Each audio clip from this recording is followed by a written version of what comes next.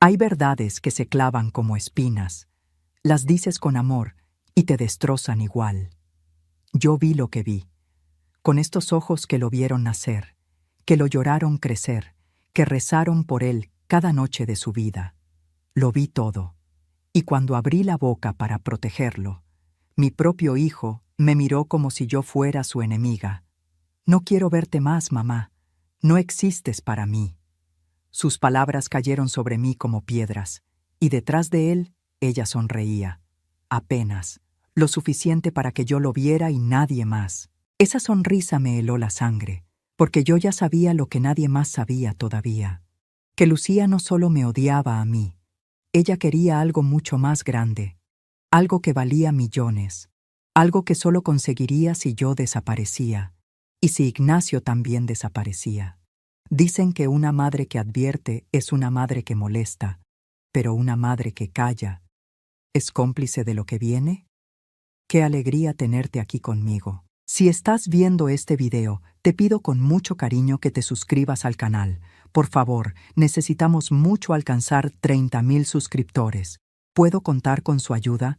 Estamos construyendo una comunidad hermosa de mujeres fuertes. Su presencia es muy importante y su apoyo es esencial para nuestro trabajo, para que sigamos contando historias como esta.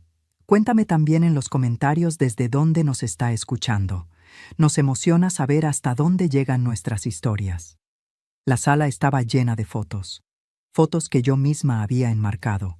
Fotos de Ignacio de niño, de su graduación, de su boda, de mis nietos. Cada rincón de esa casa tenía mi huella. Yo había elegido el color de las paredes. Había ayudado a armar los muebles. Había cocinado en esa cocina cientos de veces. Había consolado a mis nietos en ese mismo sofá cuando tenían pesadillas. Y ahora estaba parada ahí como una extraña, como una enemiga, como una intrusa en el hogar que yo misma ayudé a construir. Ignacio seguía gritando. Su voz temblaba de rabia, de dolor, de algo que yo no reconocía en él. Señalaba la puerta con el dedo. Ese dedo que yo sostuve cuando aprendió a caminar. Ese dedo que yo curé cuando se lo machucó jugando. Ahora me señalaba como si fuera basura, como si fuera veneno. No podía ni siquiera mirarme a los ojos.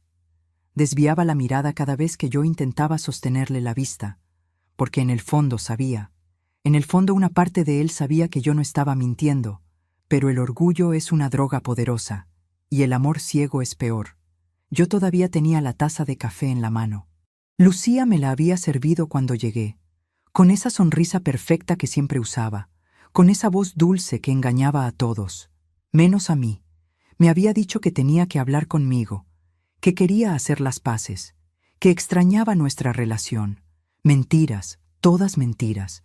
La taza estaba fría ya, igual que el ambiente, igual que mi corazón en ese momento, igual que la mirada de mi hijo. Ignacio repetía las mismas palabras, una y otra vez, como si las hubiera memorizado, como si alguien se las hubiera metido en la cabeza. Y yo sabía quién. Siempre fuiste celosa, mamá. Nunca aceptaste que yo fuera feliz. Nunca aceptaste a Lucía. Inventaste todo esto para separarnos, para controlarme, como siempre has hecho. Esas palabras me dolieron más que cualquier golpe físico, porque no eran verdad, porque yo solo quería protegerlo, porque yo había visto lo que nadie más quería ver. Yo intenté hablar, levanté la mano, abrí la boca. Las palabras estaban ahí, la verdad estaba ahí, pero él me cortó de inmediato. No quiero escucharte, ya no, estoy cansado de tus mentiras, de tu toxicidad, de tu necesidad de controlar mi vida. Siempre ha sido así, desde que me casé, desde que formé mi propia familia. Yo negué con la cabeza. Quise decirle que eso no era verdad, que yo había respetado su espacio, que yo había aceptado a Lucía al principio, que yo solo vine cuando vi algo que no podía ignorar. Pero él no me dejaba hablar. Cada vez que abría la boca, él subía más la voz, hasta que casi gritaba. Esas palabras no eran de él. Ignacio nunca me había hablado así, ni siquiera de adolescente, ni siquiera en sus peores días, ni siquiera cuando le negaba permisos o le llamaba la atención. Esas palabras tenían otro dueño, otro origen, otra boca que las había dicho primero, y ese dueño estaba sentada en el sofá, con la cabeza gacha, con los hombros caídos, con las manos perfectamente cruzadas sobre su regazo, fingiendo llorar. Yo podía ver sus manos. Estaban quietas, tranquilas, relajadas. Las manos de alguien que llora de verdad tiemblan, se retuercen, buscan algo a qué aferrarse, buscan un pañuelo, buscan consuelo. Las de Lucía estaban perfectamente quietas sobre su regazo, como las manos de una estatua, como las manos de alguien que está actuando. Y entonces la vi. Esa sonrisa, pequeña, casi imperceptible, una curva mínima en la comisura de sus labios. Levantó la mirada un segundo, solo un segundo. Me miró directamente a los ojos y sonrió.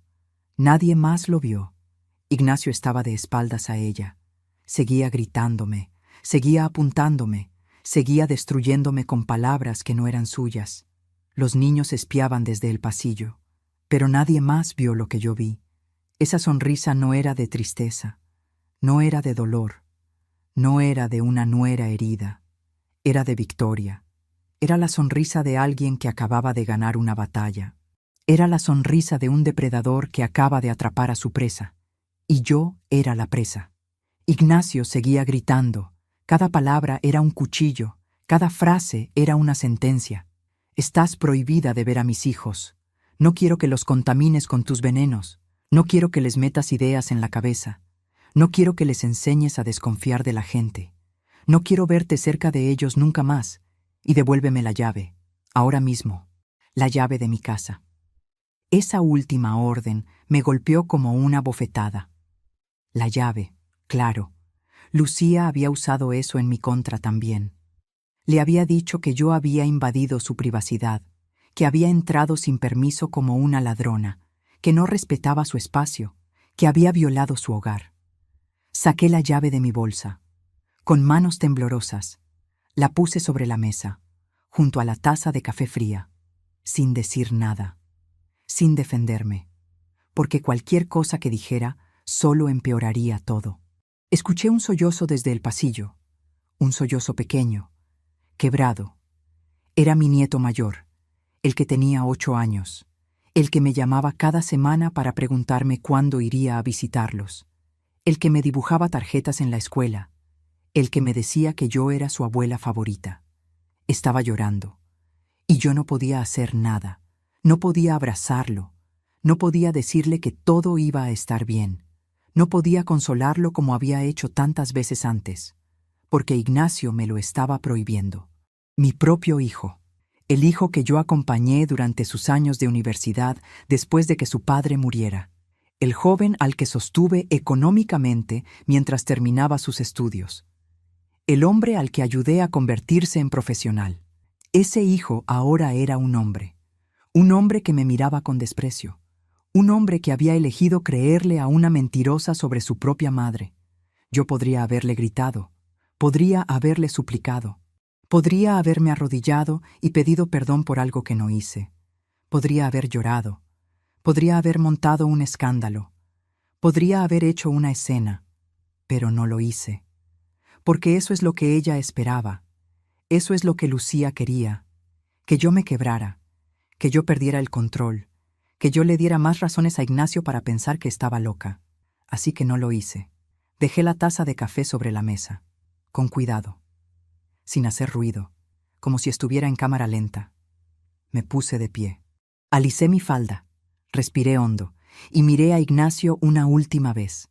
Lo miré como si fuera la última vez, porque tal vez lo era. Miré sus ojos, esos ojos que alguna vez me miraron con amor, con admiración, con respeto.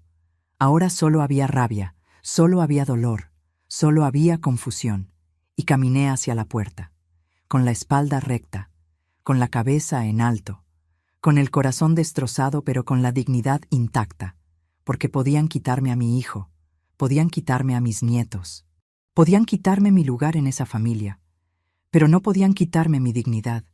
Eso nadie me lo podía quitar. Pasé junto al pasillo.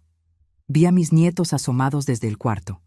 El mayor tenía lágrimas en las mejillas, lágrimas que corrían en silencio. La pequeña no entendía qué pasaba. Solo miraba con ojos grandes, asustados, confundidos. Me miraban como si estuviera abandonándolos, como si yo hubiera elegido irme, como si yo fuera la mala. Y tal vez era así como me recordarían, como la abuela mala, como la abuela que causó problemas, como la abuela que ya no podían ver.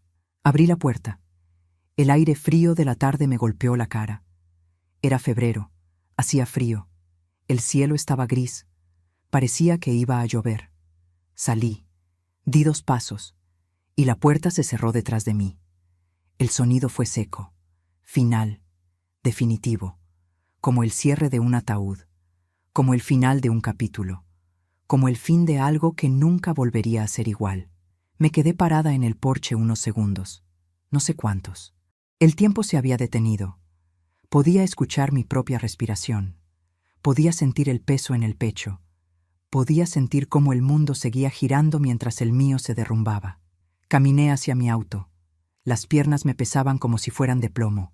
Cada paso era un esfuerzo. Cada paso era una despedida. Saqué las llaves de mi bolsa. Las manos me temblaban. Abrí la puerta. Me senté. Cerré la puerta.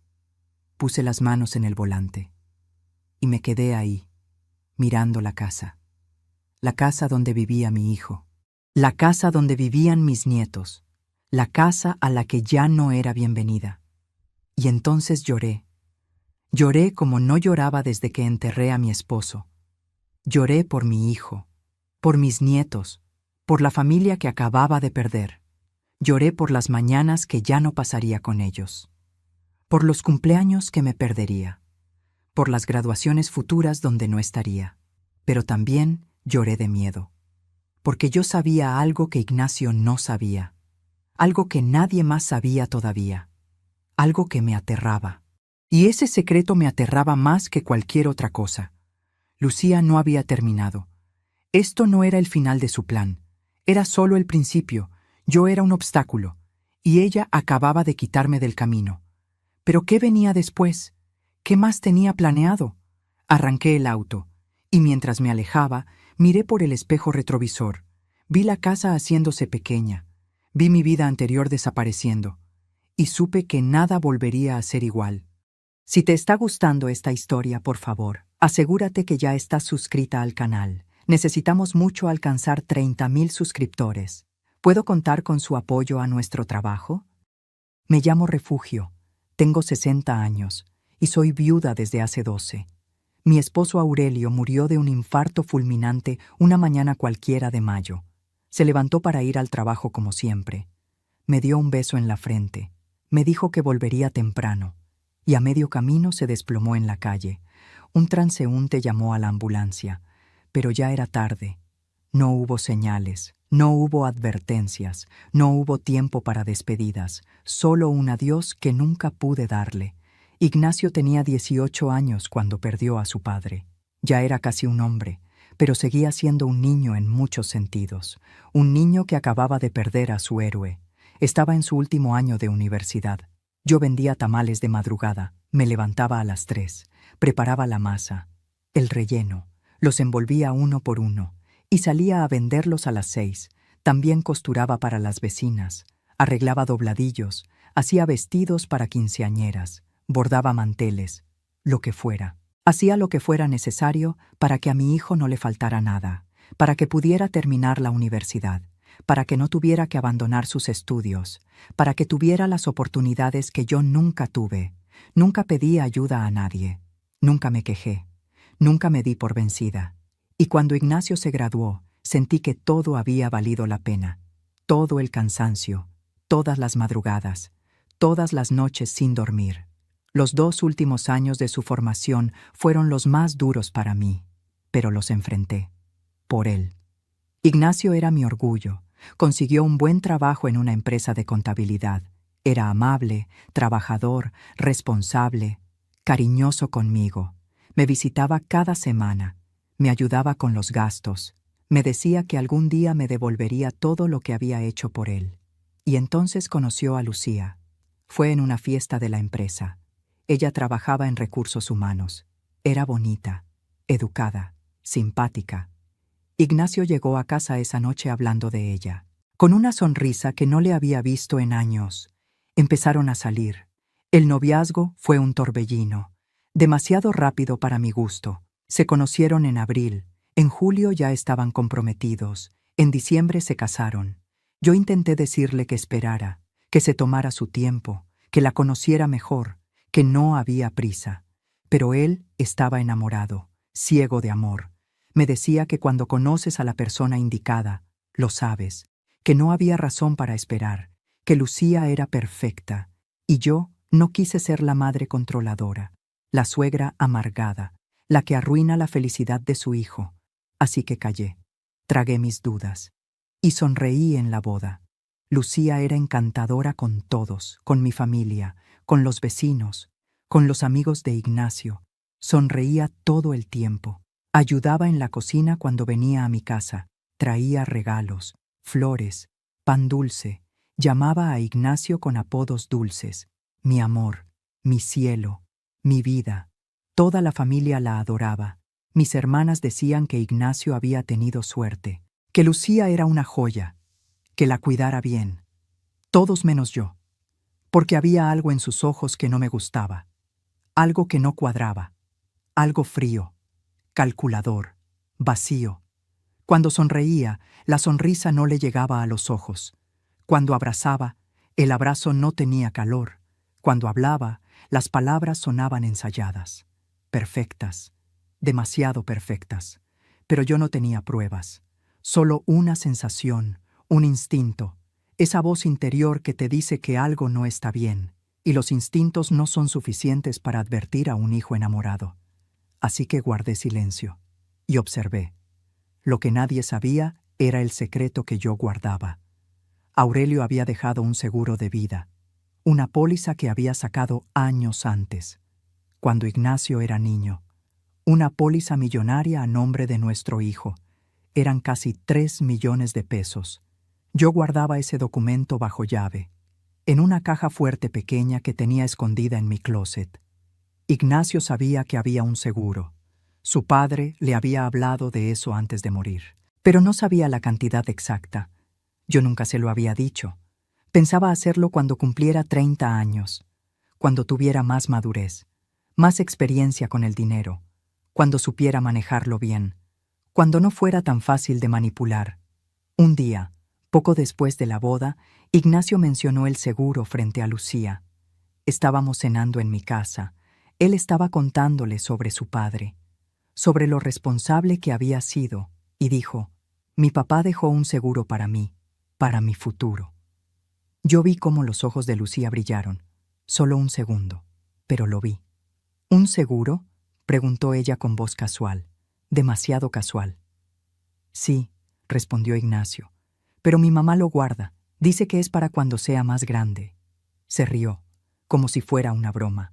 Lucía me miró y sonrió, pero esa sonrisa no llegó a sus ojos. Desde ese día, noté cómo me observaba cuando visitaba mi casa, cómo sus ojos recorrían cada rincón, como si estuviera buscando algo. Lucía entró a nuestra familia sonriendo. Conquistó a todos, menos a mí. Y creo que ella lo notó desde el principio. Creo que sintió que yo la miraba diferente, que yo no me tragaba el cuento. Y creo que por eso me odiaba, porque yo era la única que veía más allá de la máscara, la única que no aplaudía su actuación. Todo empezó 3 semanas antes de esa pelea terrible, 3 semanas antes de que mi hijo me echara de su casa, 3 semanas antes de que mi mundo se derrumbara por completo. Ignacio estaba de viaje de trabajo. Tenía que ir a otra ciudad a revisar las cuentas de una sucursal. Iba a estar fuera 4 días. Lucía se quedó sola con los niños. O eso creía yo. Eso creíamos todos. Mi nieto mayor había amanecido con gripe, fiebre, tos, malestar. Lucía me llamó esa mañana para decirme que el niño estaba enfermo, que había pasado mala noche.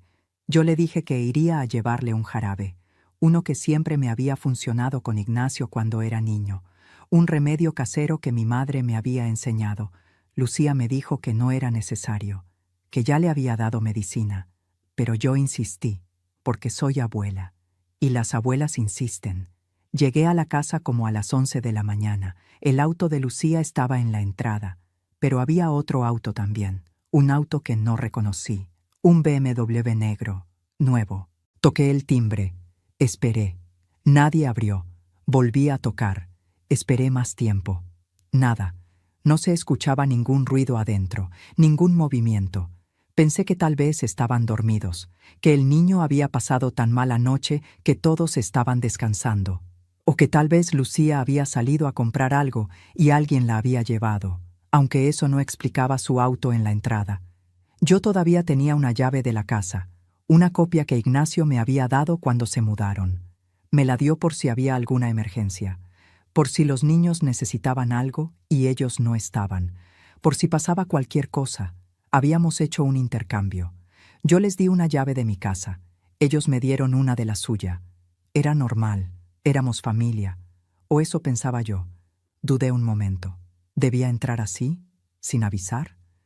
Pero pensé en mi nieto enfermo, en que tal vez necesitaba algo, en que tal vez Lucía estaba en la ducha y no había escuchado el timbre. Saqué la llave, la metí en la cerradura, giré. La puerta se abrió. Y entonces escuché voces. Venían de la sala. Una voz de hombre, una voz que no conocía, una voz grave, joven, que se reía. Me quedé paralizada en el recibidor. El corazón empezó a latirme tan fuerte que pensé que se me iba a salir del pecho. Las manos empezaron a temblarme. El instinto me decía que saliera, que me fuera, que no quisiera ver lo que estaba a punto de ver. Pero no pude. Necesitaba saber. Necesitaba confirmar. Caminé despacio hacia el pasillo, paso por paso, sin hacer ruido, casi sin respirar, pegándome a la pared, como en las películas. El corazón me retumbaba en los oídos, y entonces los vi. Lucía estaba sentada en el sofá, en mi sofá, el sofá que yo había ayudado a escoger, con un hombre que no era mi hijo, un hombre joven, mucho más joven que ella, tal vez 25 años, tal vez menos, bien vestido, con traje gris, con camisa blanca, con reloj caro que brillaba en su muñeca, zapatos italianos, perfume que se olía desde donde yo estaba. Estaban muy cerca, demasiado cerca. Ella tenía la mano sobre su pierna, sobre su muslo, acariciándolo. Él le acariciaba el cabello, le tocaba la cara, le sonreía, y se reían. Se reían como si nada, como si ella no tuviera un esposo, como si ese esposo no fuera mi hijo, como si mi nieto enfermo no estuviera arriba durmiendo, como si esta no fuera la casa familiar, como si no estuvieran traicionando todo. El hombre le dijo algo al oído. No alcancé a escuchar qué. Lucía se rió más fuerte, y entonces lo besó. Lo besó en la boca. Un beso largo, un beso profundo, un beso que no dejaba duda de nada. No había explicación inocente posible, no había malentendido, no había forma de interpretar esto de otra manera. Lucía estaba engañando a Ignacio, en su propia casa, con los niños arriba, mientras mi hijo trabajaba para darle una buena vida.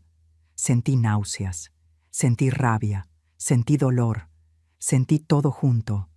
Retrocedí sin hacer ruido, paso a paso, conteniendo la respiración, rogando que no me escucharan, que no me vieran.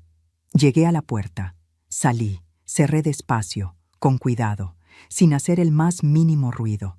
Caminé hasta mi auto, las piernas apenas me sostenían. Subí, cerré la puerta y me quedé ahí, temblando, procesando, tratando de entender, de asimilar, de decidir qué hacer. Durante 3 días estuve en un infierno, 3 días sin dormir bien, sin comer bien, sin poder pensar en otra cosa. Las imágenes se repetían en mi cabeza, una y otra vez, como una película que no podía apagar. Lucía besando a ese hombre, Lucía acariciándolo, Lucía riéndose, Lucía traicionando a mi hijo. Y yo tenía que decidir. ¿Debía decirle a Ignacio o debía callarme? Si le decía, tal vez me odiaría, tal vez no me creería, tal vez pensaría que estaba inventando cosas por celos, por no aceptar su matrimonio, por querer controlarlo. Lucía era muy buena actriz, muy convincente, y si lograba voltear la situación, y si lograba que Ignacio pensara que yo estaba loca. Pero si callaba, ¿qué clase de madre era? ¿Cómo podía ver a mi hijo siendo engañado, siendo usado, siendo traicionado y no hacer nada? ¿Cómo podía mirar a mis nietos sabiendo que su madre era una mentirosa? ¿Cómo podía vivir con eso? Al tercer día tomé la decisión. No podía callar. No importaba el precio. No importaba si Ignacio me odiaba. No importaba si me alejaba de su vida. Tenía que decirle, porque él merecía saber la verdad, porque yo soy su madre, y una madre protege, aunque duela, aunque cueste, aunque destruya.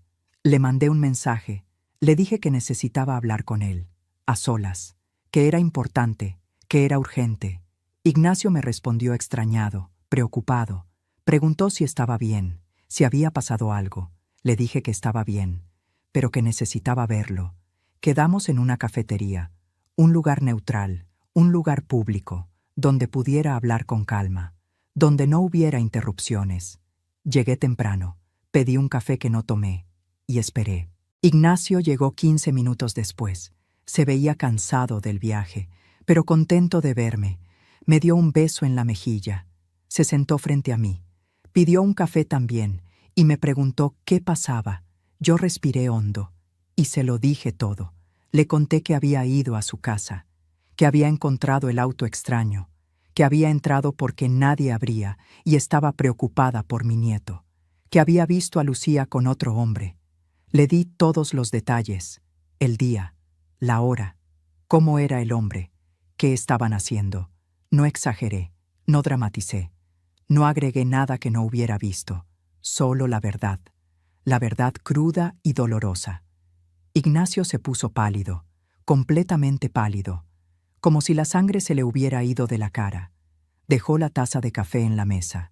Me miró fijamente, buscando en mis ojos alguna señal de que estaba mintiendo, de que estaba exagerando, de que había malinterpretado. Pero yo sostuve su mirada, porque yo no estaba mintiendo. No dijo nada durante varios minutos, solo me miraba, procesando, asimilando, destruyéndose por dentro. Finalmente habló. Su voz sonaba quebrada, dolida. ¿Estás segura, mamá? ¿Completamente segura? Sí, hijo. Ojalá no lo estuviera, pero vi lo que vi. Se quedó en silencio otro rato, luego se levantó, me dio las gracias, y se fue, sin terminar su café, sin decir nada más. Solo se fue. Yo me quedé ahí, sintiendo que acababa de lanzar una bomba, que acababa de destruir algo, pero sabiendo que era lo correcto, que era necesario. Esa misma noche, Ignacio fue a hablar con Lucía. Yo no sé exactamente qué pasó en esa conversación. Nunca me lo contó, pero al día siguiente, temprano en la mañana, Lucía me llamó, llorando, sollozando. Sonaba destrozada. Me dijo que yo había malinterpretado todo, que ese hombre era su primo, que no se veían desde hacía años, que habían estado hablando de problemas familiares, que por eso estaban tan cerca, que por eso se habían abrazado, que lo del beso había sido un saludo cultural, que yo siempre había sido celosa de ella, que nunca había aceptado su matrimonio con Ignacio, que siempre había buscado la forma de separarlos, que esto era el colmo, que le había roto el corazón a Ignacio con mis mentiras. Yo no le creí ni una palabra. Pero ella era muy buena, muy convincente.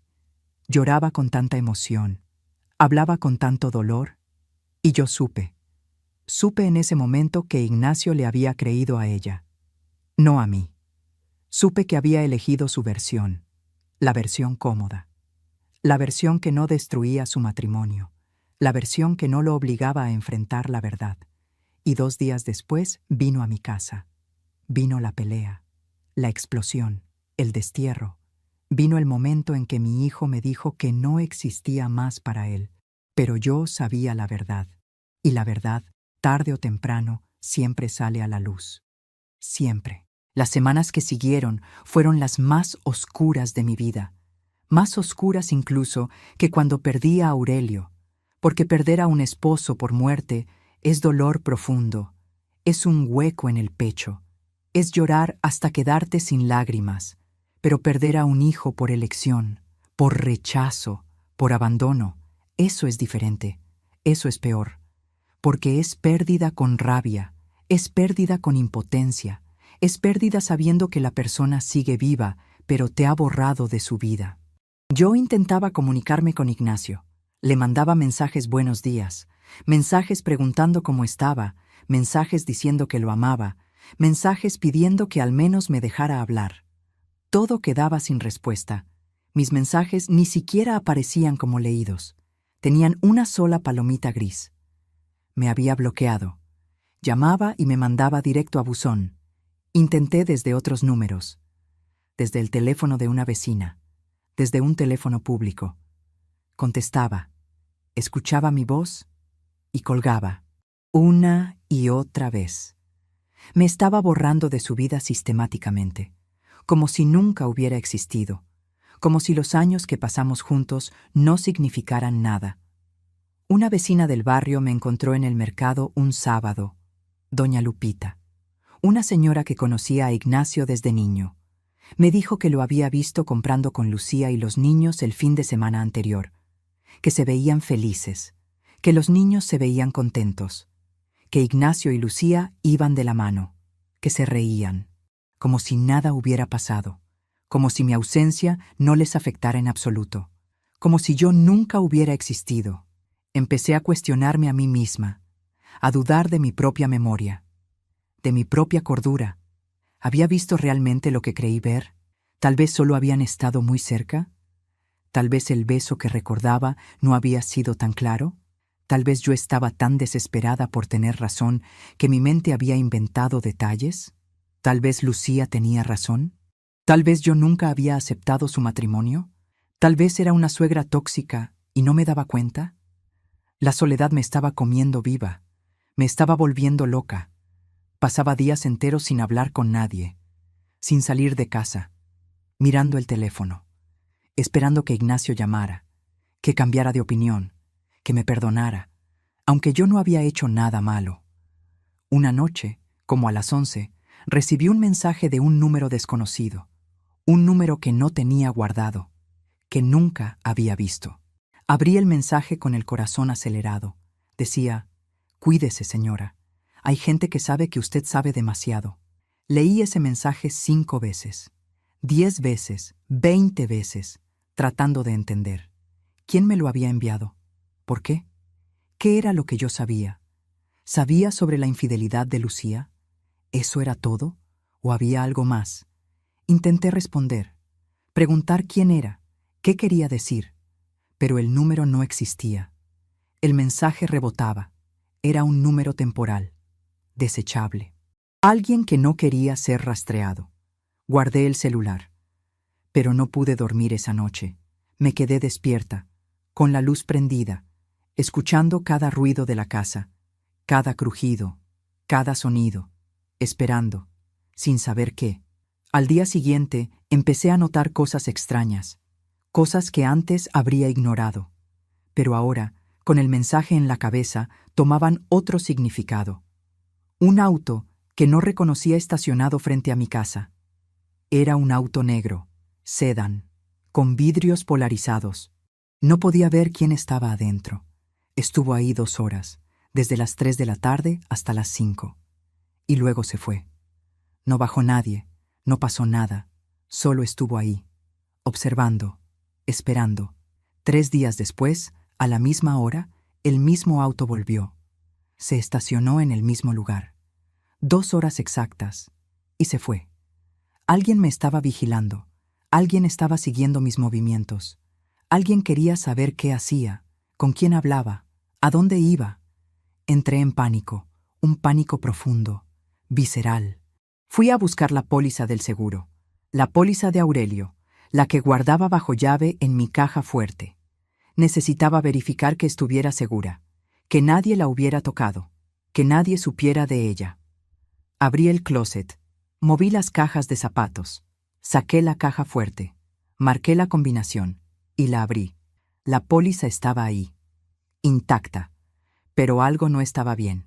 Los papeles estaban desordenados. No era el orden que yo les había dado. Yo soy muy meticulosa con mis documentos. Cada papel tiene su lugar exacto. Los ordeno por fecha, por importancia, por categoría. Y ahora todo estaba revuelto, mezclado, como si alguien los hubiera sacado todos, los hubiera revisado, y los hubiera vuelto a meter apurados, sin cuidado, sin orden.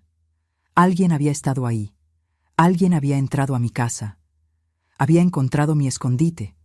Había abierto mi caja fuerte. Había buscado algo. ¿Pero quién? ¿Cuándo? ¿Cómo habían entrado? Revisé todas las cerraduras, la puerta principal, la puerta trasera, las ventanas. Todo estaba intacto. No había señales de forzamiento.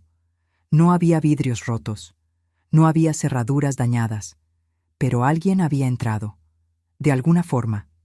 Y entonces recordé, la llave. El intercambio de llaves que habíamos hecho cuando Ignacio se mudó. Yo les había dado una llave de mi casa, por si alguna vez necesitaban algo, por seguridad, por familia. Lucía tenía acceso a mi casa, y probablemente había venido cuando yo no estaba, tal vez durante una de esas tardes en que yo iba al mercado, o cuando visitaba a mis hermanas. Había entrado, había buscado, había encontrado la caja fuerte. Pero ¿cómo la abrió? La combinación era la fecha de nacimiento de Ignacio, algo que Lucía conocía perfectamente. O tal vez me había observado abrirla alguna vez, durante una de sus visitas, cuando yo creía que estaba en el baño, o en la cocina. Tal vez me había espiado, había visto los números, los había memorizado. Y ahora sabía exactamente cuánto valía mi hijo para ella. 3 millones de pesos, una fortuna, suficiente para matar. Esa noche no pude dormir. Puse una silla contra la puerta de mi cuarto. Puse otra contra la puerta principal. Dejé todas las luces encendidas. Dormí con el teléfono en la mano, con el número de emergencias marcado, lista para llamar a la policía al menor ruido. Pero no pasó nada. La casa permaneció en silencio. Yo permanecí despierta, hasta que amaneció, pensando, tratando de atar cabos, tratando de entender, el mensaje anónimo, el auto vigilándome, alguien revisando mis cosas, alguien buscando la póliza del seguro. Todo estaba conectado, de alguna forma, de alguna manera. ¿Pero con qué? ¿Con quién? ¿Era Lucía? ¿Sabía ella del seguro? ¿Estaba buscando la forma de quedárselo? ¿O era alguien más, alguien que yo no conocía, alguien que trabajaba con ella? La respuesta llegó 2 días después, en la forma de una mujer que nunca había visto, una mujer que apareció en mi puerta, y que lo cambió todo, que me hizo ver que lo que yo había descubierto era solo la punta del iceberg, que debajo había algo mucho más oscuro, mucho más peligroso, mucho más aterrador. ¿Alguna vez has visto a alguien que amas en peligro y no has podido hacer nada para salvarlo? Déjame saber en los comentarios. Eran las 10 de la mañana de un martes cuando ella tocó a mi puerta.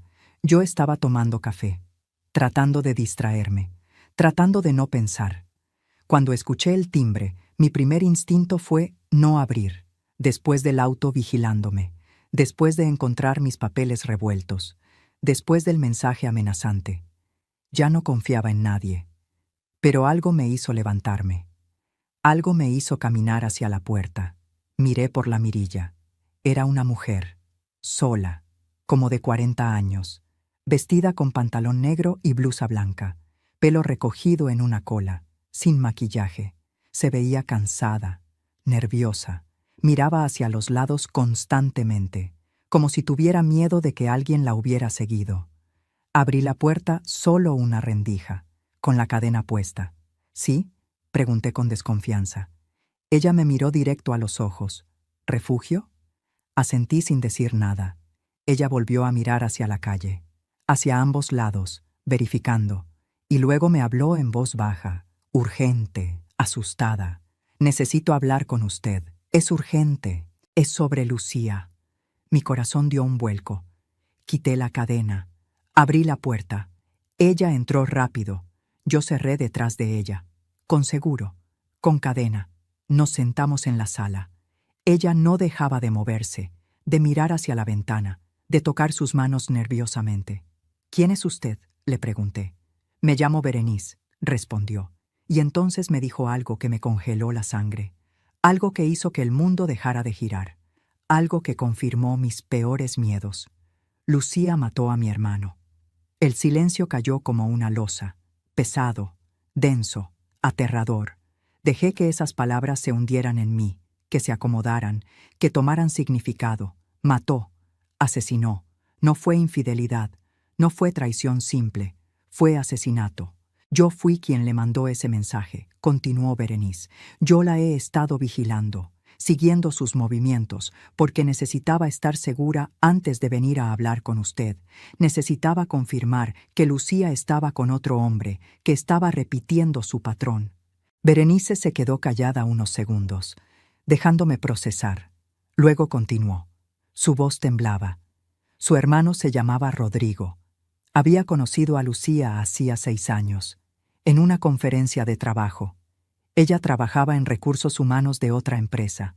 Se presentó, simpática, encantadora. Como siempre, empezaron a salir. El noviazgo fue un torbellino, igual que con Ignacio, rápido, intenso, apasionado. Se enamoraron, o al menos eso creyó Rodrigo. Se casaron en menos de un año. La familia de Berenice estaba feliz. Rodrigo había estado solo mucho tiempo y finalmente había encontrado a alguien. Alguien que parecía perfecta. Lucía entró a la familia con la misma sonrisa, con el mismo encanto, con la misma actuación perfecta. Ayudaba en las reuniones, traía postres, preguntaba por todos, recordaba cumpleaños, era atenta, cariñosa, educada. Todos la adoraban. Todos menos Berenice, porque Berenice también había sentido algo raro, algo frío detrás de los ojos de Lucía. Algo que no cuadraba, pero tampoco tenía pruebas, solo intuición. Poco a poco, Lucía empezó a aislar a Rodrigo. Primero de los amigos. Les decía que sus amigos eran mala influencia, que no lo valoraban, que solo lo buscaban cuando necesitaban algo. Rodrigo dejó de verlos. Luego de los primos. Les decía que su familia era muy entrometida, que no respetaban su espacio, que siempre querían opinar de su vida. Rodrigo empezó a faltar a las reuniones familiares, finalmente de Berenice y de sus padres.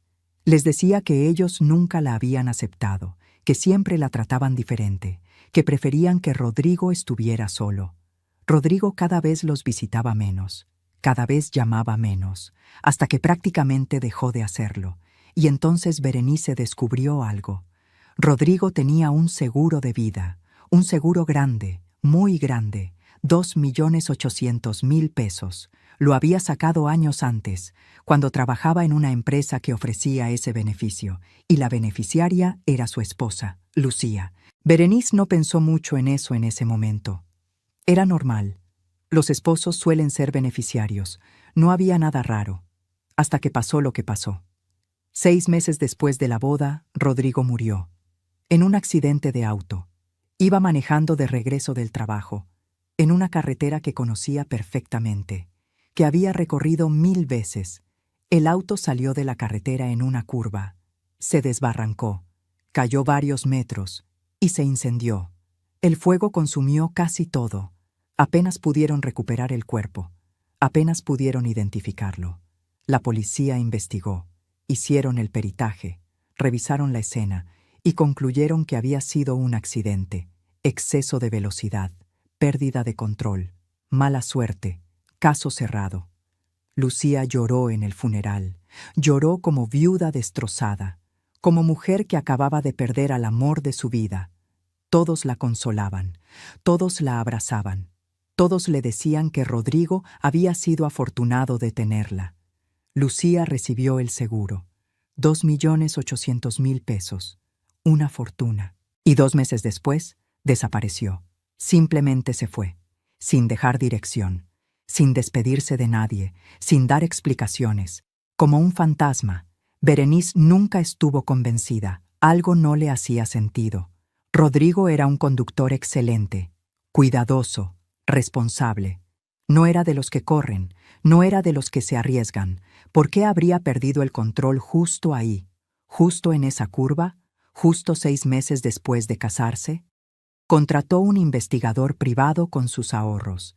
El investigador revisó todo, habló con testigos, revisó el expediente y encontró cosas que la policía había pasado por alto. El auto había sido revisado mecánicamente días antes del accidente. Estaba en perfectas condiciones. No había razón para que los frenos fallaran. Pero fallaron. Testigos que trabajaban cerca del estacionamiento donde Rodrigo dejaba su auto dijeron que habían visto a una mujer cerca del coche, días antes del accidente, una mujer que encajaba con la descripción de Lucía. ¿Qué hacía ahí? ¿Por qué estaba cerca del auto de su esposo? El investigador también descubrió que Lucía había estado buscando información sobre seguros de vida semanas antes de la boda, sobre cómo funcionaban, sobre cuándo se podían cobrar, sobre qué pasaba en caso de accidente. Berenice llevó todo eso a la policía. Les rogó que reabrieran el caso, que investigaran más, que no lo dejaran así. Pero le dijeron que no había pruebas suficientes, que todo era circunstancial, que podía ser coincidencia, que Lucía ya se había ido y no sabían dónde encontrarla, que no podían hacer nada. Berenice quedó destruida, con la certeza de que su hermano había sido asesinado, pero sin forma de probarlo, sin forma de hacer justicia. Pasaron los años. Berenice siguió buscándola. Contrató investigadores cuando podía. Buscó en redes sociales. Preguntó. Investigó. Pero Lucía había desaparecido completamente. No fue por casualidad que la encontré, me dijo Berenice. Dediqué años a esto. Contraté un servicio especializado de rastreo de identidades, alertas automáticas cuando ciertos patrones aparecieran en bases de datos públicas, matrimonios súbitos, cambios de beneficiarios en seguros de vida, mujeres de cierta edad casándose con hombres que tenían pólizas millonarias. Pagué mucho dinero, pero valió la pena. Un día recibí la alerta. Un nuevo matrimonio registrado. Un hombre llamado Ignacio, una mujer que usaba el nombre Lucía, pero cuyas huellas digitales coincidían con las de mi base de datos. La había encontrado. Berenice la siguió, con cuidado, con paciencia. Anotó sus movimientos, sus rutinas, y descubrió que Ignacio también tenía un seguro millonario, casi la misma cantidad que el de Rodrigo. Yo intenté advertir a su familia antes de la boda, me dijo Berenice con los ojos llenos de lágrimas. Llamé, mandé cartas, intenté hablar con Ignacio. Nadie me creyó. Dijeron que estaba loca, que estaba traumada por la muerte de mi hermano, que inventaba cosas para culpar a alguien, que Lucía no podía ser una asesina. Exactamente igual que a mí. Nadie nos creyó. A ninguna de las dos. Porque Lucía era perfecta, porque Lucía era convincente. Porque Lucía sabía exactamente cómo manipular a la gente, cómo ganarse su confianza, cómo hacerse la víctima. Berenice sacó una carpeta de su bolsa, una carpeta gruesa, llena de documentos, me la pasó.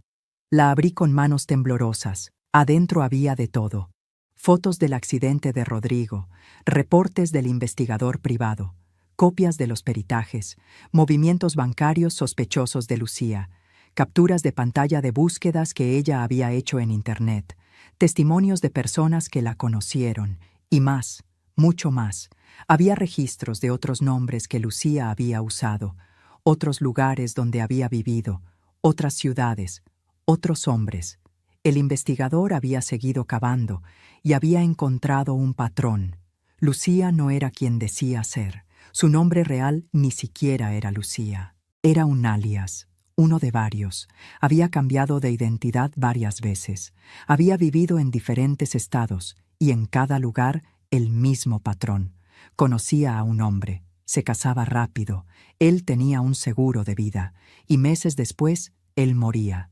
Accidente de auto, caída de escaleras, intoxicación, siempre algo que podía parecer accidental, y ella siempre se iba con el dinero. Su hijo es el siguiente, me dijo Berenice mirándome fijamente, Y usted era el único obstáculo, la única que podía ver la verdad. Por eso la alejó, por eso lo convenció de que usted era el problema, porque necesita estar sola con él, necesita que nadie la vigile, que nadie sospeche, y entonces va a matarlo, como mató a mi hermano, como mató a los otros. Pero, ¿y el hombre que vi con ella?, pregunté. ¿El que dijo que era su primo? Berenice suspiró. Probablemente otro objetivo potencial. Lucía siempre tiene varios planes en marcha, evalúa a diferentes víctimas, ve quién tiene más dinero. ¿Quién es más fácil de manipular? Ese hombre pudo haber sido su siguiente paso si algo salía mal con Ignacio. O tal vez era un cómplice, alguien que la ayuda a crear coartadas. A parecer inocente. No lo sabemos con certeza, pero lo que sí sabemos es que el primo no existe. Revisamos los registros familiares de todas sus identidades. No tiene primos, no tiene familia, todo es mentira. Las lágrimas corrían por mi cara, porque yo sabía que tenía razón, porque todo cobraba sentido ahora. La traición no era por amor, no era por debilidad, no era por pasión, era parte de un plan frío, calculado, diabólico, un plan para alejarme de Ignacio, para eliminar a la única persona que podía protegerlo, para quedarse sola con él y después matarlo, y quedarse con millones, igual que con Rodrigo, igual que con los otros. Mi hijo estaba en peligro real, en peligro mortal, y yo era la única que podía salvarlo. Pero, ¿cómo? ¿Cómo salvas a alguien que no quiere ser salvado? ¿Cómo proteges a alguien que te ha echado de su vida? Miré todos los documentos que Berenice me había traído. Los leí uno por uno. Cada página era peor que la anterior. Cada revelación era más aterradora. Lucía era una depredadora, una asesina en serie, una mujer que mataba por dinero, y mi hijo era su próxima víctima. Tenía que hacer algo. ¿Pero qué? Lo primero que pensé fue ir directamente a la policía, pero Berenice me detuvo. No, me dijo, no todavía. Primero necesitamos intentar llegar a Ignacio, una última vez, con pruebas. Si no nos escucha, entonces sí, vamos con las autoridades. Pero debemos intentarlo. Tenía razón.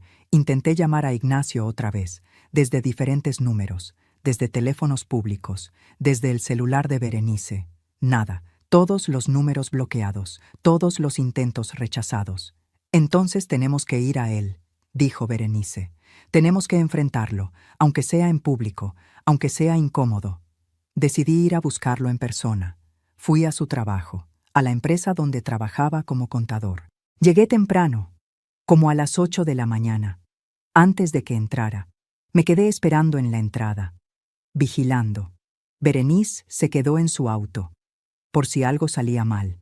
A las 8:30 llegó, en su auto, con Lucía. Ella lo había llevado. Lo vi bajar, lo vi despedirse de ella con un beso. Lo vi caminar hacia el edificio. Corrí hacia él. «Ignacio, Ignacio, por favor». Volteó. Me vio. Su cara cambió completamente, de sorpresa a molestia, a rabia. «¿Qué haces aquí? Necesito hablar contigo. Es urgente. Tu vida está en peligro». Se rió, una risa amarga, seca, llena de desdén. «Ya basta, mamá. Ya basta con tus invenciones, con tu drama, con tu necesidad de arruinar mi matrimonio». No es invención. Lucía mató a su esposo anterior. Tiene un historial. Va a matarte por el seguro. La gente empezó a mirarnos. Empleados que entraban, gente que pasaba por la calle. Estaba haciendo una escena. Pero no me importaba. Ignacio me agarró del brazo. Me llevó aparte, lejos de las miradas. Me habló en voz baja, controlada, pero llena de rabia. «Escúchame bien. No sé qué te pasa. No sé si estás enferma o qué, pero necesitas ayuda, ayuda profesional. Esto que estás haciendo no es normal. Ignacio, por favor, tengo pruebas, documentos, testimonios». No quiero ver nada, no quiero escuchar nada. Quiero que te alejes de mí, de mi esposa, de mis hijos, para siempre. Va a matarte, como mató al otro, como ha matado a otros. Ignacio me soltó el brazo. Me miró con una mezcla de lástima y desprecio. «Vete. Y no vuelvas a buscarme, no vuelvas a mi trabajo, No vuelvas a mi casa. Si vuelves a acercarte, voy a pedir una orden de restricción. Se dio la vuelta y se fue. Entró al edificio sin mirar atrás. Yo me quedé ahí, parada en la calle, humillada, desesperada, impotente, viendo cómo mi hijo se alejaba, caminando hacia su propia muerte, y sin poder hacer nada para detenerlo. Volví al auto de Berenice destrozada. Le conté lo que había pasado. Ella solo asintió, porque ya lo sabía, porque ya lo esperaba, porque le había pasado lo mismo con su hermano. Ahora sí, me dijo con voz firme, ahora vamos a la policía. Ya no hay más opciones, ya intentamos todo, ahora necesitamos ayuda profesional. ¿Y si tampoco nos creen? Pregunté con la voz quebrada. Tenemos más pruebas ahora, tenemos el patrón documentado, tenemos 2 casos sólidos, tal vez 3 o 4 más, tenemos movimientos financieros, tenemos testimonios, no pueden ignorarlo. Y aunque no puedan arrestarla inmediatamente, pueden abrir una investigación, pueden vigilarla, pueden proteger a Ignacio sin que él lo sepa. Tenía razón. No teníamos más opciones. Fuimos esa misma tarde a la comandancia. Pedimos hablar con un detective. Nos hicieron esperar 1 hora. Finalmente nos atendió un detective de mediana edad, de bigote canoso, de cara cansada, pero de ojos atentos. Se llamaba Gutiérrez. Nos sentamos en su oficina y le contamos todo. Berenice habló primero. Le contó sobre su hermano, sobre el accidente, sobre las inconsistencias, sobre el seguro, sobre su búsqueda de años. Luego hablé yo. Le conté sobre Ignacio, sobre Lucía, sobre la infidelidad, sobre mi expulsión, sobre mis sospechas, sobre el seguro que Lucía ahora sabía que existía. Berenice sacó la carpeta, se la pasó al detective. Él la abrió, empezó a revisar, página por página, foto por foto, documento por documento. No dijo nada, solo leía, solo observaba. Su expresión se fue poniendo más seria con cada página. Pasaron 20 minutos, media hora. Finalmente cerró la carpeta, nos miró y habló. Esto es serio, muy serio. Voy a abrir una investigación formal. Sentí un alivio enorme. Finalmente alguien nos creía. Finalmente alguien iba a hacer algo. Pero necesito que entiendan algo, continuó el detective. Esto va a tomar tiempo. Tengo que verificar todo. Tengo que contactar a las otras policías en las jurisdicciones donde ocurrieron los otros casos. Tengo que reunir más pruebas. Tengo que construir un caso sólido. No puedo arrestarla todavía. No tengo causa probable para una orden de arresto. ¿Cuánto tiempo?, preguntó Berenice. Semanas, tal vez meses. No tenemos meses, grité. Mi hijo está en peligro ahora. Lo entiendo, señora. Y precisamente por eso necesito explicarles algo importante. El detective se reclinó en su silla. ¿Se preguntan por qué esta mujer no está siendo buscada activamente? ¿Por qué no hay una orden de captura nacional si tiene este patrón? Asentimos. Porque ha sido muy inteligente, continuó. Cambió de identidad múltiples veces. Usó documentos falsos de alta calidad. Los casos están en jurisdicciones diferentes, en estados diferentes. Fueron todos cerrados oficialmente como accidentes. No hay evidencia forense directa, porque los cuerpos fueron cremados o quedaron destruidos en incendios. Las víctimas no tienen conexión obvia entre sí. Nadie había conectado los puntos hasta ahora. Por eso sigue libre. Por eso no está en ninguna base de datos de fugitivos. Técnicamente, no hay cargos abiertos contra ella. Hizo una pausa. Pero eso está a punto de cambiar. Con lo que me han traído, puedo empezar a trabajar. Voy a contactar a cada departamento de policía. Voy a pedir que reabran los casos. Voy a coordinar una investigación multijurisdiccional. Y lo más importante, voy a poner vigilancia sobre su esposo, discreta, sin que él lo sepa, para protegerlo. ¿Y mientras tanto?, pregunté. Mientras tanto, dijo el detective sacando una tarjeta, me llaman si pasa cualquier cosa. Cualquier cosa. Por más pequeña que parezca. Este es mi número directo. Contesto las 24 horas. Tomé la tarjeta con manos temblorosas. ¿Y si ella actúa antes? Por eso la vigilancia, respondió. Voy a tener a alguien observándola. Si hace algo sospechoso, si compra algo inusual, si se acerca al auto de su esposo, lo sabré. Y actuaré.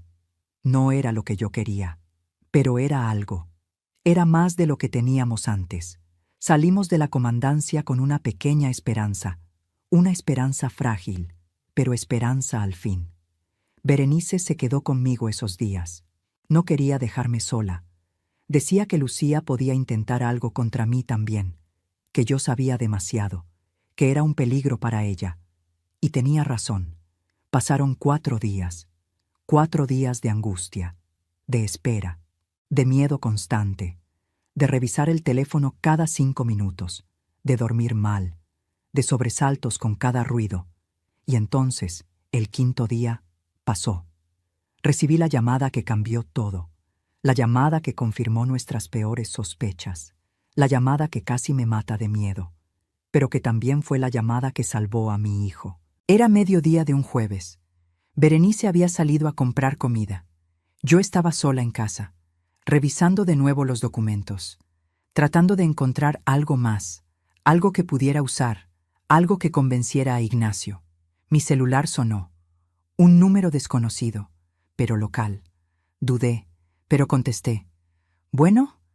Escuché sollozos del otro lado, llanto desesperado. Era un niño. ¿Abuela? Mi corazón se detuvo. Era mi nieto, el mayor, el de 8 años. ¿Mi amor? ¿Qué pasó? ¿Estás bien? Abuela, papá está muy mal. Está en el piso. No se puede levantar. Está sudando mucho. Y vomitó. El mundo se derrumbó. Todo lo que habíamos temido, todo lo que habíamos anticipado, estaba pasando. Ahora, ¿dónde está tu mamá? Salió. Dijo que iba a la farmacia. Nos dejó solos. Pero papá está muy mal, abuela. Tiene la cara muy pálida y no puede hablar bien. ¿Desde cuándo está así? Desde anoche. Mamá dijo que solo estaba cansado, que necesitaba descansar. Pero está peor, mucho peor. Lucía lo estaba envenenando, igual que a Rodrigo, igual que a los otros, y había salido para tener coartada, para que pareciera que no estaba ahí cuando pasó, para poder decir que ella no tuvo nada que ver. Escúchame bien, mi amor. Voy a llamar a la ambulancia, y voy para allá. No te separes de tu papá. ¿Me oyes? Sí, abuela. Todo va a estar bien, te lo prometo. Fuiste muy valiente al llamarme. Colgué. Marqué inmediatamente el número de emergencias. Les di la dirección de Ignacio. Les dije que mi hijo estaba gravemente enfermo, que sospechaba envenenamiento, que mandaran una ambulancia urgente, con un equipo completo. Luego llamé al detective Gutiérrez. Le conté lo que estaba pasando.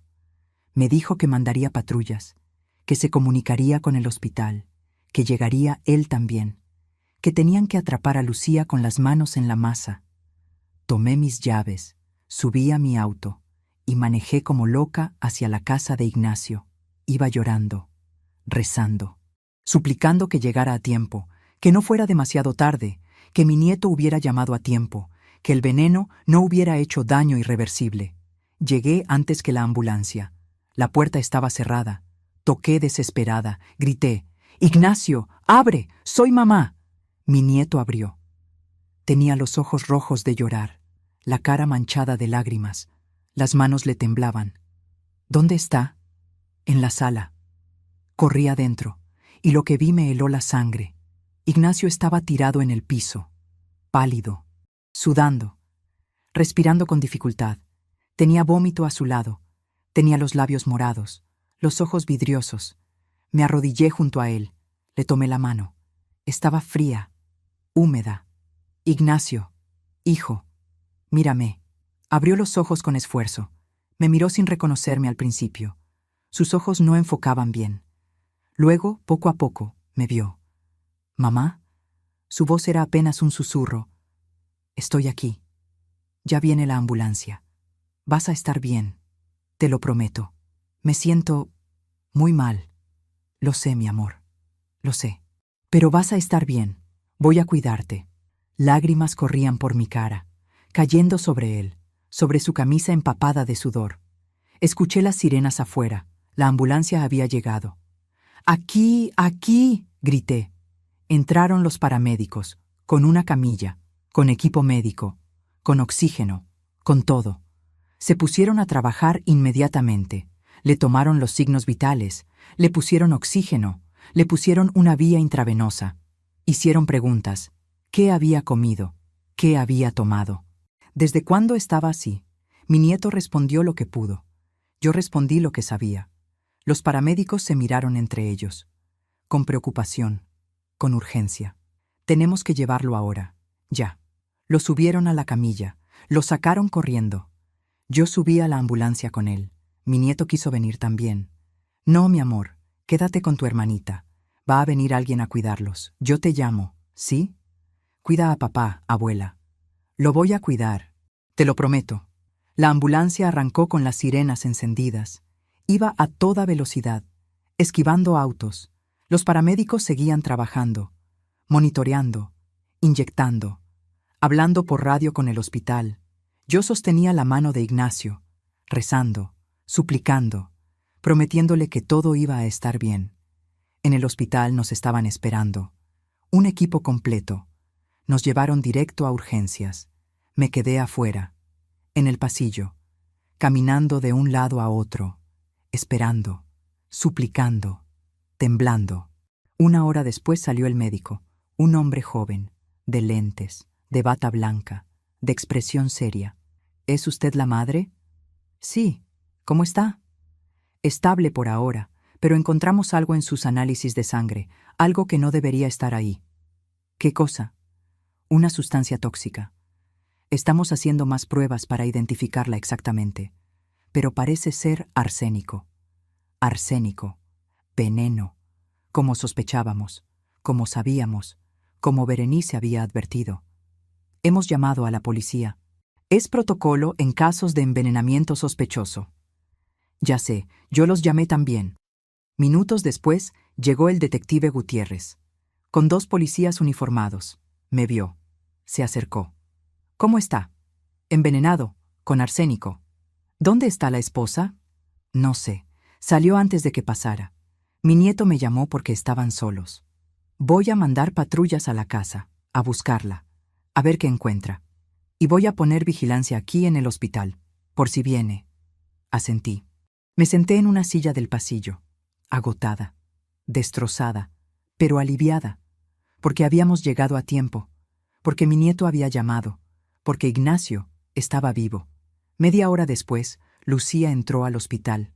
Caminaba tranquila, serena, como siempre, con una bolsa de la farmacia en la mano, con su cara de preocupación perfectamente actuada, perfectamente ensayada, y se encontró con el detective Gutiérrez y los 2 policías esperándola en la entrada de urgencias.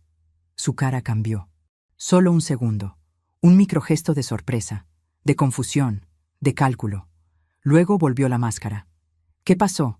¿Dónde está mi esposo? ¿Está bien? El detective dio un paso adelante. ¿Lucía Ramírez? Sí, soy yo. ¿Qué está pasando? ¿Dónde está Ignacio? Necesitamos que nos acompañe para hacer algunas preguntas. ¿Preguntas? ¿Sobre qué? Yo solo salí a comprar medicina. Me llamaron que Ignacio estaba mal. Vine inmediatamente. Tiene derecho a permanecer en silencio. El detective empezó a leerle sus derechos. Sacó las esposas. Lucía empezó a retroceder. ¿Qué? ¿Qué están haciendo? Yo no hice nada. Está bajo arresto por intento de homicidio. Esto es un error. Yo amo a mi esposo. Yo no le haría daño. Pero los policías ya estaban poniéndole las esposas, cerrándolas en sus muñecas, con un clic metálico, final. Y en ese momento, Lucía me vio. Me vio sentada en la silla del pasillo, mirándola, y su cara cambió por completo. La máscara se cayó. Toda la actuación desapareció. La mujer dulce se evaporó. Me miró con odio puro, con rabia, con veneno en los ojos. Era otra persona, una persona que yo nunca había visto, una persona aterradora. Esto es culpa suya, vieja, entrometida, me escupió. Su voz ya no era dulce, era áspera, llena de odio, llena de veneno. Usted arruinó todo. No respondí, solo la miré. con la satisfacción de saber que había ganado, que había protegido a mi hijo, que había llegado a tiempo.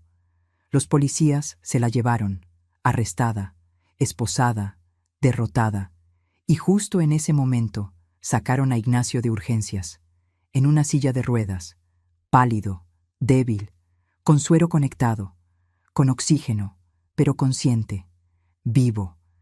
Vio a Lucía esposada siendo llevada por los policías, vio al detective, me vio a mí, y entendió, todo, finalmente entendió. Sus ojos se llenaron de lágrimas, me miró, y susurró una sola palabra, mamá. Me levanté, caminé hacia él, me arrodillé frente a la silla, y lo abracé. Lo abracé como no lo abrazaba desde que era niño. Y él lloró. Lloró en mis brazos, como cuando tenía pesadillas, como cuando tenía miedo, como cuando me necesitaba. Lo siento, mamá. Lo siento tanto. Shh, ya pasó. Ya estás a salvo. Tenías razón. Siempre tuviste razón. Lo sé, mi amor. Lo sé. Ignacio pasó 5 días internado en el hospital. Los médicos confirmaron que había sido envenenado con arsénico, en dosis pequeñas, durante varias semanas, probablemente en su comida, en su café, en sus bebidas. Lucía lo había estado matando lentamente, metódicamente, pacientemente. Si hubiera pasado una semana más, el daño a sus órganos habría sido irreversible. Habría muerto, como Rodrigo, como los otros. Mi nieto lo salvó, ese niño valiente de 8 años que desobedeció a su madre, que me llamó a escondidas, que confió en su abuela cuando nadie más lo hacía, ese niño que tuvo el valor de hacer lo correcto. La policía registró la casa de Ignacio. Encontraron el arsénico, escondido en el baño de Lucía, detrás de los productos de limpieza, en un frasco etiquetado como sales de baño. También encontraron documentos, muchos documentos, pólizas de seguro que Ignacio había firmado sin leer, actualizaciones de beneficiarios, todo a nombre de Lucía, testamentos, poderes notariales, autorizaciones bancarias, todo firmado por Ignacio en los últimos meses, cuando ya estaba siendo envenenado, cuando su juicio estaba afectado, cuando su mente estaba confusa. Lucía había planeado todo al detalle, como siempre, como con los otros. Cuando le preguntaron a Ignacio cómo había firmado todo eso sin darse cuenta, él explicó algo que me rompió el corazón. Ella me decía que yo estaba muy estresado en el trabajo.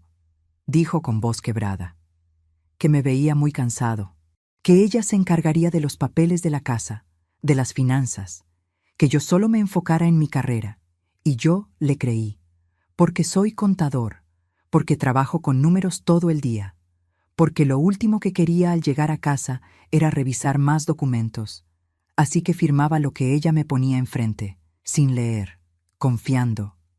Eso es lo que Lucía hacía. No solo envenenaba el cuerpo, envenenaba la mente primero, gaslighting, control emocional, aislamiento.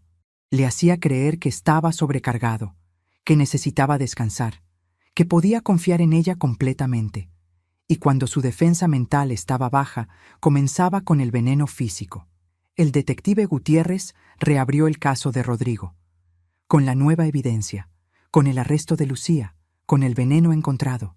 Berenice vino al hospital, habló con los investigadores, les dio toda la información que tenía, toda la investigación de años. El caso empezó a armarse, como un rompecabezas, pieza por pieza, y se descubrió algo más, algo peor. Lucía tenía otro nombre antes, y otro antes de ese. El investigador que había contratado Berenice tenía razón. Había un patrón que venía de años atrás, de otros estados, de otras ciudades, de otras identidades. Había otros hombres, otros matrimonios, otros seguros, otros accidentes. Al menos 4 casos más que pudieron documentar. Tal vez más que nunca se sabrían. Tal vez víctimas que nadie reportó, que nadie conectó.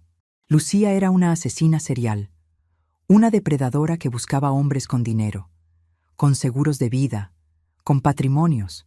Se casaba, los aislaba de sus familias, los manipulaba psicológicamente, los envenenaba lentamente, y se iba con el seguro, Había perfeccionado su método durante años, durante décadas tal vez. Había cambiado de identidad varias veces. Se había movido por todo el país, por diferentes jurisdicciones, jugando con las limitaciones del sistema, con la falta de comunicación entre estados, y nadie la había detenido. Hasta ahora, los medios empezaron a cubrir el caso. La viuda negra, la asesina de los seguros, la cazafortunas mortal. Los titulares eran sensacionalistas, pero la historia era real y aterradora.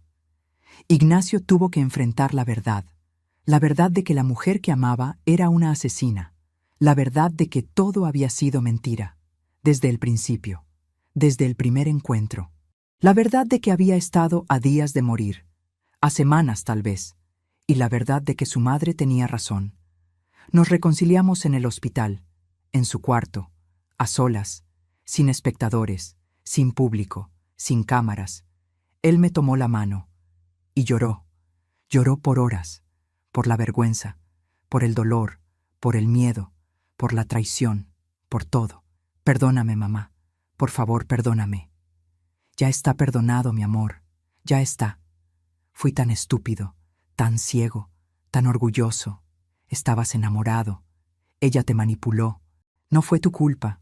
Te eché de mi vida. Te prohibí ver a tus nietos. Te traté horrible. No importa. Lo único que importa es que estás vivo. Casi muero, y hubiera sido mi culpa, por no escucharte, por elegirla a ella sobre ti. Pero no moriste. Estás aquí. Estás vivo, y eso es lo único que importa. Lo abracé, y él se aferró a mí como un niño, como cuando era pequeño, como cuando tenía miedo. Los niños vinieron a visitarlo al hospital, corrieron a mis brazos cuando me vieron. El mayor no me soltaba. Gracias, abuela, gracias por salvar a papá. Tú lo salvaste, mi amor. Tú fuiste el valiente. Tú me llamaste. Tú hiciste lo correcto. Tenía miedo, pero sabía que tú vendrías. Sabía que tú nos salvarías. Siempre voy a venir, siempre. La pequeña no entendía todo. Solo sabía que papá estaba enfermo, que mamá no estaba, que abuela había vuelto, que todo iba a estar bien. Berenice también vino. Conoció a Ignacio. Le contó sobre su hermano, sobre lo que Lucía le había hecho, sobre los años de búsqueda, sobre la justicia que nunca llegó. Hasta ahora. Ignacio lloró con ella. Dos víctimas de la misma depredadora. Dos familias destruidas por la misma mujer. Pero ahora, finalmente, había justicia. Cuando Ignacio salió del hospital, convocó a toda la familia, a sus amigos, a sus compañeros de trabajo. Hizo una reunión y les contó todo, la verdad completa, sin omitir nada, sin suavizar nada. Les dijo que su madre había tenido razón desde el principio, que él había sido ciego, orgulloso, tonto, manipulado, que la había echado de su vida por decir la verdad, que casi le cuesta la vida, que casi deja huérfanos a sus hijos. Les pidió que nunca dudaran de las madres, que las madres siempre saben, que las madres siempre protegen, aunque cueste, aunque duela, aunque las rechacen.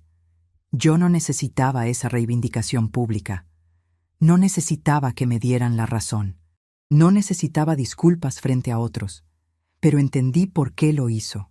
Era su forma de sanar, su forma de cerrar el círculo, su forma de honrarme, su forma de decirle al mundo que había estado equivocado. Lucía está en la cárcel esperando juicio. Enfrenta múltiples cargos, intento de homicidio contra Ignacio y probablemente cargos de asesinato por los casos anteriores. Rodrigo y los otros. Los fiscales están armando casos sólidos, con todas las pruebas, con todos los testimonios, con todas las víctimas. Probablemente pase el resto de su vida en prisión. Berenice y yo nos hicimos amigas, hermanas de dolor, hermanas de lucha, hermanas de victoria.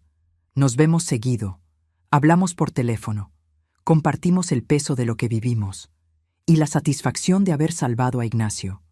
Ignacio vive diferente ahora, con más humildad, con más gratitud, con más cuidado, con más conciencia. Ya no da nada por sentado. Ya no confía ciegamente. Ya no cierra los oídos a las advertencias, ya no ignora las señales, y yo volví a ser parte de su vida, la abuela de mis nietos, la madre de mi hijo, la mujer que siempre fui, pero ahora con una historia de valentía, una historia de verdad, una historia de amor maternal que salvó una vida. A veces la verdad duele, a veces la verdad te cuesta todo, te cuesta familia, te cuesta paz, te cuesta relaciones, te cuesta tu lugar, pero la verdad siempre es la verdad. Y una madre que dice la verdad no es una enemiga, no es una entrometida, no es una tóxica, no es una controladora, es la única aliada real que un hijo puede tener.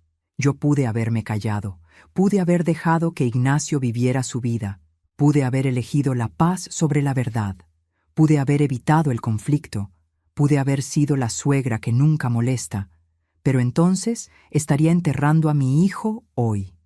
Estaría llorando en su tumba, estaría consolando a mis nietos huérfanos, y viviría con esa culpa el resto de mi vida, la culpa de haber sabido y no haber hecho nada, la culpa del silencio cómplice. Prefiero ser la madre que dice lo que nadie quiere oír, que la madre que calla lo que todos necesitan saber, porque el amor verdadero no es complacencia, no es dejar hacer, no es mirar para otro lado, no es evitar conflictos. El amor verdadero es protección, es valentía, es decir la verdad aunque duela, es pararse firme aunque te rechacen. Y proteger a veces significa perderlo todo, para salvarlo todo. Ignacio me dijo algo hace unos días. Estábamos tomando café en mi casa. Los niños jugaban en el jardín. Todo en paz, todo en calma, todo reconstruido. Mamá, ¿cómo supiste? ¿Cómo viste lo que nadie más vio? Porque te conozco, porque te vi cambiar, porque una madre siempre sabe cuando algo no está bien con su hijo, aunque el hijo no lo vea, aunque todos los demás estén ciegos. ¿Y si no te hubiera creído? ¿Si no hubieras llegado a tiempo? No quiero pensar en eso. Yo sí pienso todos los días, en lo cerca que estuve, en lo que perdí por mi orgullo, en lo que casi pierdo para siempre, a mis hijos, a mí mismo, a ti. Pero no lo perdiste. Estás aquí. Tus hijos están bien. Todos estamos bien. Gracias a ti. Gracias a que no te rendiste. Gracias a que seguiste luchando aunque yo te rechazara. Gracias a tu hijo. Gracias a ese niño valiente que me llamó, que confió en mí. Me enseñaste algo, mamá. ¿Qué cosa? Que las verdades incómodas son las más importantes. Que quien te dice lo que no quieres oír te ama más que quien te dice lo que quieres escuchar. Y que una madre que advierte no molesta. Una madre que advierte salva vidas. Lo abracé y sentí que todo había valido la pena. Todo el dolor, todo el rechazo, todo el sufrimiento, toda la soledad, toda la angustia. Porque mi hijo estaba vivo, porque mis nietos tenían a su padre, porque la verdad había triunfado, porque el amor había ganado. Si esta historia te llegó al corazón, te pido que la compartas, que se la cuentes a otras mujeres, a otras madres, a otras abuelas, que sepan que no están locas cuando su instinto les dice que algo no está bien, que confíen en esa voz interior, esa voz que nunca miente, que no tengan miedo de decir la verdad, aunque les cueste, aunque las rechacen, aunque las llamen entrometidas, aunque las acusen de celosas, aunque las aíslen, porque una madre que calla puede vivir en paz, pero una madre que habla puede salvar una vida. Y cuéntame en los comentarios, ¿has tenido que decir una verdad difícil? ¿Has tenido que elegir entre la paz y la protección? ¿Qué elegiste? Recuerda, una madre que advierte no molesta, una madre que advierte salva vidas. Y a veces, salvar una vida significa perderlo todo primero. Pero al final, cuando tu hijo está vivo, cuando tus nietos tienen a su padre, cuando la verdad prevalece, sabes que valió la pena, que cada lágrima valió la pena, que cada noche sin dormir valió la pena, que cada rechazo valió la pena, porque el amor de madre no se rinde, nunca. Si te gustó esta historia, Haz clic en este próximo video que está apareciendo en la pantalla, porque la próxima traición supera todo lo que has visto hasta ahora. Y no te olvides suscribirte en el canal, para que no te pierdas ni una sola historia.